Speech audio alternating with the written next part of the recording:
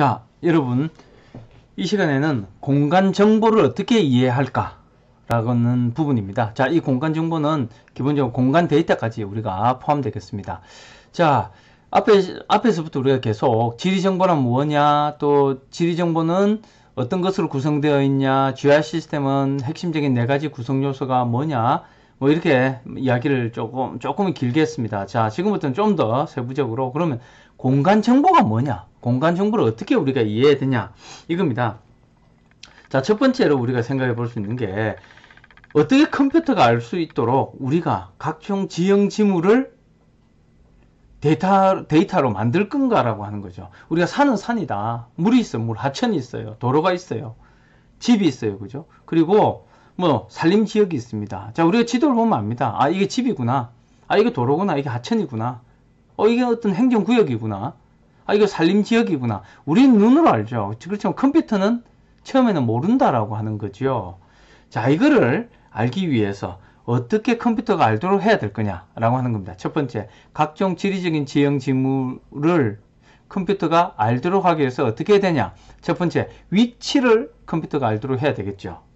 자, 첫 번째 그거고요. 두 번째, 자, 그러면 위치를 알았다 치고, 컴퓨터가 위치를 알았다 쳤습니다. 그죠? 자, 그러면 컴퓨터가 이게 점으로 나타낼 수 있다. 우리가 지도를 여러분 지도를 한번 보세요. 그죠? 아, 이건 점으로 나타낸 게 있고, 이 하천까지 선이고, 하천을 여러 점으로 나타낼 수는 없잖아요. 그죠? 그리고 어떤 그 행정구역이 있어요. 산림지역이 있어요. 이 산림지역을 선으로 나타내겠습니까? 이건 면으로 나타내겠죠. 지금 컴퓨터로 하여금 위치를 알았어요. 아, 요게 집이다. 여기 하천의 위치가 여기다. 하천이 요렇게 흘러간다. 하천이 뭐 요렇게 흘러간다. 아, 여기가 또 집이다. 이게 산림지역이다. 자, 위치를 알았다 칩시다. 자, 그럼 이거를 점으로 나타낼까, 선으로 나타낼까, 면으로 나타낼까, 이렇게 해야 되겠죠. 두 번째, 어떤 유형으로 이 공간적인 데이터, 지형 지물의 데이터를 정보화할 건가라고 하는 겁니다.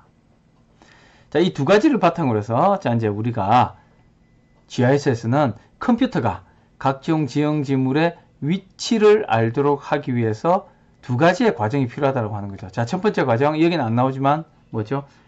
XY 좌표값으로 알 거냐. 또 뒤에 설명하겠지만, 그걸 뭐 이제 셀로 나타낼 거냐. 어떤 형태로든 위치를 알 수 있게 했다 치고, 자, 그러면 그 위치에 있는 지형 지물이 어떤 속성을 가지고 있냐.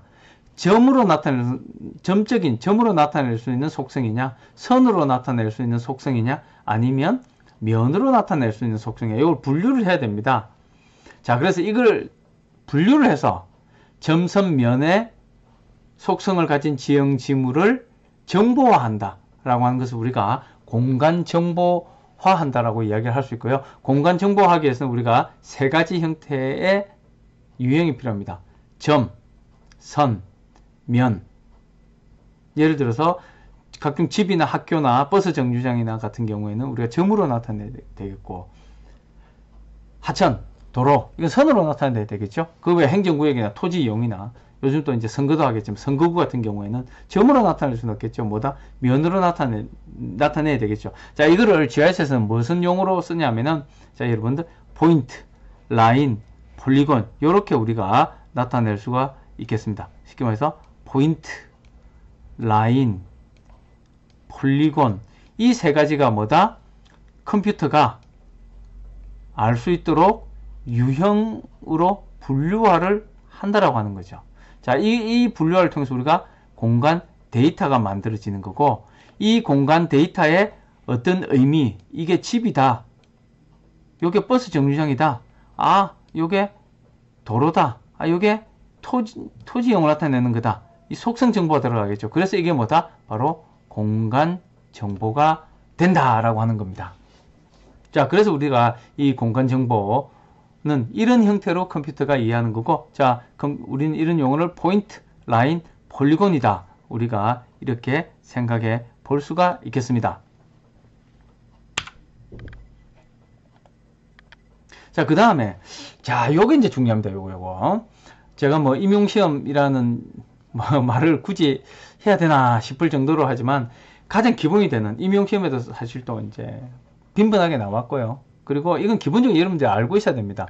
GIS를 여러분들이 알기 위해서는 가장 첫 번째 기본적으로 알고 있어야 될 게 이겁니다. 그럼 공간 정보는 컴퓨터가 어떻게 알고 저장할 거냐, 뭐로 데이터베이스로 저장할 거냐라고 하는 거죠. 자, 이거는 제가 계속 말씀드리지만 우리는 보면 알아요. 아, 이게 점이구나, 아, 이거 선이구나, 이게 면이구나, 뭐 알겠죠. 근데 왜 우리는 어떻게 알 수 있을까라고 하는 거죠. 뭐 여러 가지 이제 이유가 있겠지만 컴퓨터는 이거를 어떤 형태로든 알게 해야 된다라고 하는 거죠. 자, 그렇게 하기 위해서는 컴퓨터가 처음에 저장을 해야 되겠죠. 내가 입력을 합니다. 입력할 때, 아, 요건 점이야, 요건 선이야, 요거는 면이야, 즉, 요거는 포인트야, 요건 라인이야, 요건 폴리곤이야, 라고 우리가 지정을 해줘야 됩니다. 자, 그렇게 해서 이제 공간 정보가 앞에 우리가 이야기하는 만들어지죠. 그죠? 자, 그런데, 유감스럽게도 GIS에서는 공간 정보가 두 가지 형태로 저장이 된다라고 하는 거죠. 우리가 사람으로 치면, 사람이라고는 인간이 있지만 인간에는 두 가지 유형이 있죠. 남자냐, 여자냐. 물론 지금 요즘에는 뭐 새로운 제3의 성이 있지만 어쨌든 어떤 가장 일반적으로 해서 남자냐, 여자냐. 이게 남자와 여자라는 이런 분류 두 가지 유형의 사람이 있듯이 GIS에서도 두 가지 유형의 데이터가 있다라고 하는 거죠. 그게 뭐다? 바로 REST 데이터라고 하는 거, 그리고 벡터 데이터라고 하는 겁니다. REST 데이터와 벡터 데이터가 있다. 그럼 교수님, 이제 REST 데이터가 뭡니까? 자, 이건 이제 어떤 교재나 한국말로 하면 이게 격자라고 이야기하는데요. 자, 요겁니다. 우리 실제 유형이 있다 칩시다. 요게 집이고요. 요게 이제 하천이 요렇게 흐르네, 그죠? 요건 산림지역이 요렇게 있네, 그죠? 집이 두 채입니다. 그리고 하천이 하나가 있고, 그죠? 자, 요게 이제 산림지역이 있네, 그죠? 자, 공간정보고, 즉, GIS에서 이 실제 있는 데이터는 한 가지 형태가 아니고요, 두 가지 형태로 데이터베이스화 된다라고 하는 거죠. 쉽게 말해서 데이터가 저장된다, 정보화 한다는 거죠. 뭐 하나는 격자 데이터로 이렇게 격자 방식으로 된다라고 하는 거. 이걸 레스타 데이터베이스, 데이터셋이라고 그럽니다. 이걸 다른 말로 그리드라고 이야기하고요. 또 하나는 이 벡터, XY 좌표값으로 이제 저장하는 벡터 방식이 있습니다. 레스터 방식은요, 우리가 여러분들 이렇게 생각해 볼 수 있습니다. 격자로 하나의 셀 단위로 지리적인 데이터를 저장한다고 생각하면 됩니다. 자, 이거 하나의 예가 그겁니다. 우리가 요즘 여러분들은 디지털 카메라 잘 안 쓰죠. 다 이제 스마트폰으로, 여기 이제 다 이런 스마트폰으로 우리가 다 사진을 찍습니다. 그죠? 사진 찍습니다. 할 때 스마트폰도 그렇지만 화소란 얘기를 많이 들어봤을 겁니다.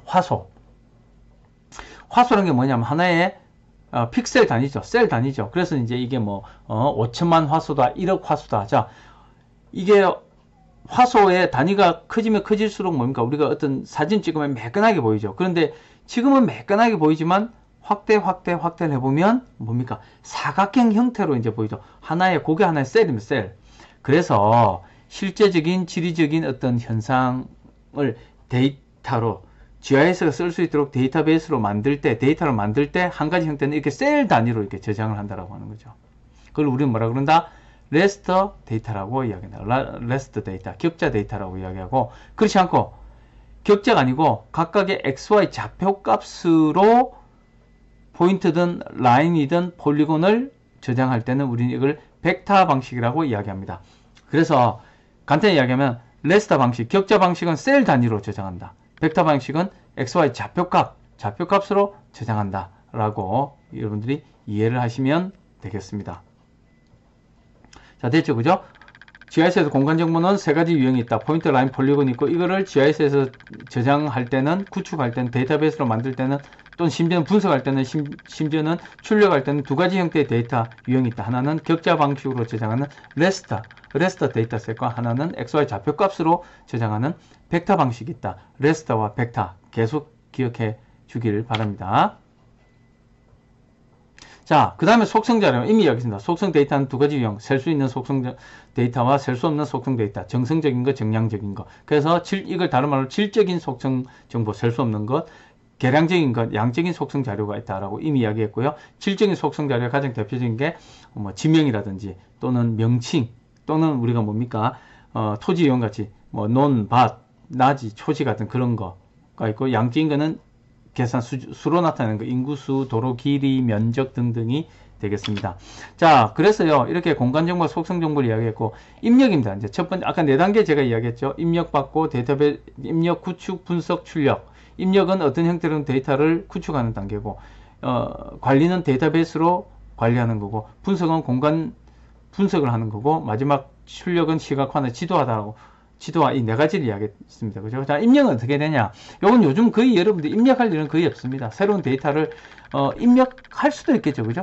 자, 이 입력은 뭡니까? 우리가 새로운 데이터 입력할 때는 디지타이저라는 게 있습니다. 이건 마우스처럼 생긴 건데요. 이렇게 마우스가 된 건데, 옛날에는 요거 이제 디지타이저를 가지고 등고선을 입력하거나 무슨 뭐 여러 가지 지점들을 포인트를 찍거나 포인트 라인 폴리건을 이렇게 디지타이징을 가지고 입력을 합니다. 또는 여기 이제 이미지에는 없지만 이제 스캐너라고 해서 마치 이제 스캐닝 하는 것처럼 해서 데이터를 이제 입력을 하기도 하는데, 요즘은 이미 입력이 다 되어 있기 때문에 우리는 입력된 데이터를 씁니다. 그렇지만 입력을 할 때는 두 가지 유형이 있다. 손으로 일일이 입력해서 매뉴얼 방식으로 하는 디지타이징 방식이 있고, 자동화하는 스캐닝으로 하는 스캐너로 하는 스캐닝 방식이 있다. 디지타이징 방식과 수작업으로 하는 디지타이징과 자동화 방법인 스캐닝이 있다. 근데 여러분들 이거는 상식으로 이렇게 알아주시고요. 자, 두 번째, 주로 이제 그 GIS에서 또 우리가 이야기하니까 원격 탐사라는 게 있습니다. 리모트 센싱이라는 이야기하고요. 인공위성 영상 뭐 이런 얘기 많이 들어봤을 겁니다. 자, 이런 것을 다 합쳐서 우리가 원격 탐사라고 이야기를 하는데요. 자, 원격 탐사는 별도의 또 부분이 있기 때문에 이 부분은 간략하게 가장 기본적으로 여러분들이 알아놓아야 될 내용을 가지고 우선 이게 간략하게 설명하고 가도록 하겠습니다. 왜냐하면 이게 이제 기본적인 소개에 대한 부분이기 때문에 그렇습니다. 자, 원격 탐사, 리모트 센싱 할 때 원격 탐사의 정의는 이것입니다. 뒤에 설명이 나오겠지만 가장 큰 특징은 일일이 갈 필요 없다. 목표물에 내가 데이터를 수집하고자 하는 지역이나 지점에 갈 필요가 없다라고 하는 거죠. 뭐를 가지고? 인공위성을 가지고 우리가 그 지역의 자료를 수집한다라고 하는 거죠. 첫 번째 특징이죠. 자, 두 번째 특징. 가는데 갈 수 있는데 비용이 너무 많이 든다. 뭐 이런 것도 있을 수 있겠죠. 또 갈 수는 있는데 우리가 뭡니까? 위험하다. 휴전선 같은 게. 휴전선의 토지 이용의 변화, 휴전선의 자연 환경의 변화.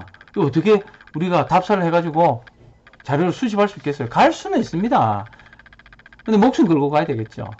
그게 불가능하죠. 그죠? 자, 그리고요. 이제 원격 탐사에 대한 정의가 그렇고, 이런 거 알아둘 게 있습니다. 원격 탐사 또는 위성 영상이라고 했을 때, 알아놔야 될 게 제일 중요한 게 가장 기본적인 게 그겁니다. 해상도입니다. 해상도. 그래서 위성 영상은 주로 이제 우리 언급이 많이 되는 게 고해상도냐, 저해상도냐, 중해상도냐, 뭐 이런 건데, 해상도는 뭐냐면 위성 영상에서 지상에 있는 지형 지물을 식별할 수 있는 최소한의 정도라고 하겠습니다. 예를 들어서 여기 이제 고해상도 위성 영상이 해상도가 1m다. 1m. 그러면은 지상에 1m의 크기에 해당하는 지형 지물은 그게 뭔지를 알 수 있다라고 하는 거죠. 그러니까 예를 들어 고해상도 위성 영상을 가지고 교원대 인문관 앞을 찍었다. 인문관 잔디밭을 찍었다. 그러면요. 자동차가 있고요. 그 사람이 누워 있습니다. 자, 그러면 다 사람도 1m 다 넘고 자동차도 1m가 넘죠. 자, 그러면 이게 사람인지 이게 뭐죠? 자동차인지 구별할 수 있다라고 하는 거죠. 즉 다시 말해서 해상도라고 하는 것은 지상에서 지상에 식별할 수 있는 가장 최소 단위, 그것이 뭐다? 해상도다라고 이야기하고, 주로 고해상도, 저해상도 이야기하고요. 그래서 이제 저해상도는 거의 이제 그 위성 영상 같은 경우, 이제 통신 기상 위성 영상 같은 경우에는 이제 해상도가 1km다 이야기하죠. 이제 우리가 위성 영상 같은 경우에는 가로세로 1km 같은 경우, 이제 태풍이 불어오거나, 그죠? 그런 같은 경우는 굳이 1m까지 할 필요가 없겠죠. 자, 이런 게 있고요. 그 다음에 이제 항공사진이 있습니다. 이 항공사진은 굉장히 이제 정확하죠. 항공사진이 굉장히 정확하고, 요즘 이제 우리가 지형도를, 수치 지형도 만들거나 할 때는 이제 항공사진을 통해서 우리가 아주 정밀하게 해발 고도의 변화, 이런 걸 우리가 측정하기도 하죠. 자, 어쨌든 우리가 목표물에 직접 가지 않고 지형 지물의 지리 정보를 구축하고 입력받고 하는 거는 가장 대표적인 게 제 위성 영상이 있고 또 항공 사진도 있다라고 하는 걸 여러분들이 알아주시길 바랍니다. 자, 이제 이거는 교과서적으로 우리 이야기해 볼 수 있습니다. 원격 탐사 기술을 왜 쓰느냐, 왜 GIS에 가장 기본적인 데이터를 수집할 때 원격 탐사 기술을 많이 쓰느냐라고 했을 때 여러 가지 장점이 있습니다. 가장 큰 장점이 바로 분석을 할 수 있다는 거죠. 아주 광범위한 지역에 시간과 비용을 절약해서 분석을 할 수 있다고 하는 겁니다. 자, 그 다음에 뭡니까? 주기적으로 위성 영상을 가지고 24시간 단위라든지 뭐 일주일 단위라고 하든지 한 달 단위로 우리가 데이터를 분석할 수 있고요. 자, 이런 분석된 데이터를 가지고 2차원이나 3차원의 시각화 또는 지도로 만들 수 있다고 하는 거죠. 자, 그리고 뭡니까? 우리가 아까 이야기했지만 접근할 수 없거나 접근하는데 많은 시간과 비용이 들거나 또는 접근하는 데 있어서 원천적으로 어려움이 많은 지역의 데이터를 수집할 때 효과적이다. 당연히 효과적이니까 경제적이죠. 그죠? 그리고 정확하다라고 해요. 정확한 고해상도 위성을 활용해서 데이터를 구축하면 훨씬 더 정확한 데이터를 우리가 얻을 수 있고, 이런 걸 바탕으로 해서 우리가 변화할 수 있는, 미래에 변화할 수 있는 자연 인문 현상의 변화를 예측할 수 있다라고 하는 그런 특징이 있겠습니다. 자, 이겁니다. 이제 이 한번 보세요. 토지 피복 분류인데요. 아이고, 이거 왜 이러나 이거. 아유, 죄송합니다.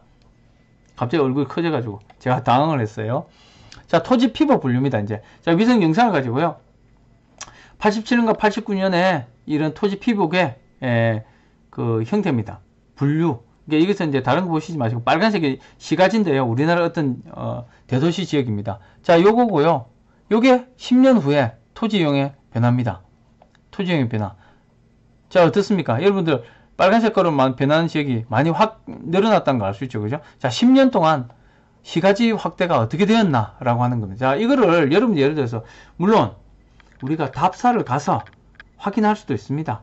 그리고 간접적인 데이터를 가지고 이렇게 확인할 수도 있고 지도할 수도 있습니다. 그렇지만 위성 영상을 가지고는요, 쉽게 이렇게 우리가 비교를 할 수 있는 거죠. 자, 그래서 과거에 나지나 초지가 시가지 지역으로 얼마나 바뀌었냐, 그리고 기존의 산림 지역이 시가지로 바뀐 게 얼마냐, 이런 면적의 변화를 우리 쉽게 알 수 있는 거겠죠. 자, 이야기하자면 이게 위성 영상, 제가 아까 빠졌는데, 그럼 레스터 데이터셋, 격자 데이터셋의 가장 대표적인 지리정보의 유형은 뭐다? 위성 영상입니다. 위성 영상은 셀 단위로 이렇게 우리가 자료를 입력을 받는 거죠. 자, 그러니까 셀 단위로 해서 우리가 이렇게 토지 피복 데이터도 이렇게 우리가 만들 수가 있는 겁니다. 손쉽게, 적은 비용으로. 물론 비용은 많이 들겠지만 이걸 사람이 이렇게 토지용 변화를 10년 단위로 데이터를 구축한다고 생각해 보십시오. 얼마나 많은 비용이 들겠습니까? 그리고 그게 얼마나 정확하냐, 이런 문제들이. 그리고 주기적으로 할 수 있다고 하는 거죠. 그리고 지금 환경부에서 공간 정보 관련돼서 꾸준하게 토지 피복 관련된 데이터를 계속해서 구축을 하고 있고 공개를 하고 있습니다. 자, 이거는 계속 우리가 수업 시간에 되는 대로 환경부에서 구축해 놓은, 이것도 이제 환경부에서 구축한 데이터를 제가 보여드리는 건데요. 자, 이렇게 하고 있다라고 하는 거죠. 토지 피복의 변화, 시가지, 초지, 나지 같은 이런 변화를 우리가 확인할 수 있다라고 하는 거죠. 자, 그래서 항공사진과 위성사진, 그리고 현지조사, 이런 이제 장단점이 있습니다. 여러 가지 장단점이 있는데요. 자, 요거는 다음 동영상에서 계속 하도록 하겠습니다. 감사합니다.